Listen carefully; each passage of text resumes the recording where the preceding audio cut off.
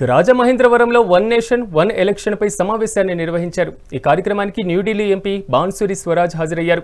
జమిలీ ఎన్నికలు దేశ ఆర్థిక ప్రగతికి దోహదం చేస్తాయని ఎంపీ తెలిపారు. విడివిడిగా ఎన్నికలు నిర్వహించడం ప్రభుత్వాలకు అదనపు ఖర్చు అవుతుందని చెప్పుకొచ్చారు.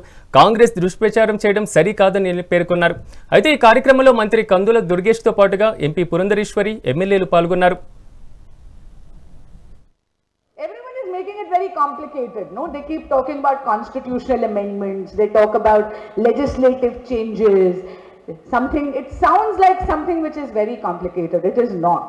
We are deciding that we are going to celebrate the elections, which is the festival of democracy, once every 5 years. State legislative assembly and your Lok Sabha, yani your parliament elections will be held together. What does it mean? It means automatically the amount of expenditure which we are incurring on doing these elections, you're doing it only once. Repeated elections escalate costs. You will be shocked by some of the numbers that I'm going to present to you. The last Lok Sabha election 2024, there were 64 crore voters which were registered all over India.